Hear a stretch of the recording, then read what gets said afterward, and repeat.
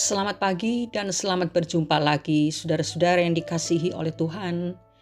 Hari Jumat 11 Agustus 2023. Saatnya kita berdiam diri di bawah kaki Tuhan untuk menerima petunjuk-petunjuk Tuhan bagi kehidupan kita sehari ini. Renungan hari ini berjudul Ketekunan Ellen. Bacaan Alkitab diambil dari Injil Lukas pasal 18 ayat 1 sampai 8. Yang akan kita baca sekarang adalah ayat 1. Demikian bunyinya. Yesus mengatakan suatu perumpamaan kepada mereka untuk menegaskan bahwa mereka harus selalu berdoa dengan tidak jemu-jemu. Saudara, ada seorang wanita bernama Ellen yang harus mengurus ke-5 orang anaknya sendirian setelah suaminya meninggal. Di depan jenazah suaminya, Ellen berdoa, "Tuhan, aku tidak memiliki apapun untuk kuberikan kepadamu kecuali diriku dan anak-anakku. Tetapi kami mengikatkan diri kami kepadamu dan mempercayai pemeliharaanmu." Tahun demi tahun berlalu dan anak-anak Ellen bertumbuh dalam sikap yang takut akan Tuhan. Bahkan sebagian besar dari mereka mengambil bagian dalam pelayanan, kecuali anaknya yang bernama Melvin. Melvin bergabung di Angkatan Darat dan menikah dengan wanita yang tidak mengenal Tuhan. Kondisi keimanan Melvin tentu saja memedihkan hati ibunya. Tetapi Ellen, seorang ibu yang tekun itu, tidak berhenti berdoa untuk putra yang dikasihinya. Ellen menjalani hari-harinya dengan satu keyakinan, bahwa Tuhan tidak pernah berbohong, Dia akan mengembalikan anaknya yang terhilang. Pada suatu hari, Ellen menerima telepon bahwa Melvin telah meninggal dunia karena serangan jantung. Charles, adik Melvin, segera berangkat ke rumah duka. Ia dapat membayangkan kepedihan hati ibunya. Namun dari istri Melvin, Charles mendapat berita yang menggembirakan hatinya, dan tentu saja hati ibunya juga. "Aku ingin menceritakan hal yang akan membuatmu merasa lebih baik, Charles. Tadi malam setelah kakakmu mengucapkan selamat malam kepada anak-anak, ia masuk ke dalam kamar. Ia tidak langsung tidur, tetapi ia berlutut di samping ranjang. Kemudian ia berdoa dalam bahasa asing, bahasa yang tidak ku mengerti. Setelah selesai, ia tidur. Dan pagi-pagi sekali ia mengalami serangan jantung, kemudian meninggal dunia." Saudara-saudaraku, kita tidak dapat menduga cara Tuhan untuk menyelamatkan orang-orang yang selalu hadir di daftar doa syafaat kita setiap hari. Tidak satu pun yang tahu kapan jawaban doa itu tiba di hadapan kita. Tetapi satu hal yang harus kita pastikan, bahwa kita harus terus bertekun di dalam doa sampai paket dari sorga itu nyata dalam hidup kita.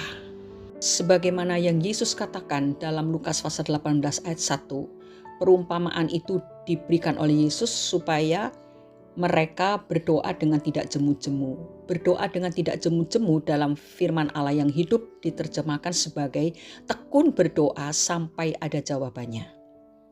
Seringkali yang kita lakukan adalah kita memang berdoa, minta mujizat, minta Tuhan buka jalan, minta Tuhan jamah dan lawat orang-orang yang kita doakan, mereka yang belum bertobat, mereka yang hidup dalam dosa. Tetapi saat kita sudah berulang-ulang berdoa, belum melihat perubahan yang terjadi dalam diri orang yang kita doakan, biasanya kita mulai kendor. Lalu kita berpikir bahwa sudah sekian lama didoakan tetapi tidak ada hasilnya, dan kita mulai berhenti berdoa. Tetapi apa yang Yesus mau, walaupun paket dari sorga, jawaban doa itu belum nyata dalam hidup kita, belum menjawab doa permohonan kita, kita tetap harus berdoa dengan tekun sampai jawaban itu kita terima. Memang dalam masa penantian dibutuhkan iman dan keyakinan bahwa Tuhan sudah mendengar permohonan kita dan memberi jawaban yang menurutnya adalah yang terbaik, yang akan membawa kebaikan bagi kita. Kita pasti akan menerima jawaban doa itu jika kita tidak menjadi lemah. Galatia 6 ayat 9, janganlah kita jemu-jemu berbuat baik, karena apabila sudah datang waktunya, kita akan menuai jika kita tidak menjadi lemah. Berdoa untuk pertobatan seseorang termasuk dalam perbuatan baik. Karena itu marilah kita tekun berdoa sampai ada jawabannya. Saudara-saudara, tidak ada doa yang dijawab terlalu cepat ataupun terlambat. Semua tepat dan indah pada waktu Tuhan. Dan pada waktu Tuhan yang sangat indah, Dia akan menunjukkan caranya yang ajaib, sehingga kita merasakan sukacita yang besar karena Tuhan sudah menjawab doa-doa kita. Mungkin kita sudah lupa bahwa beberapa tahun yang lalu kita tekun berdoa untuk keselamatan jiwa seseorang.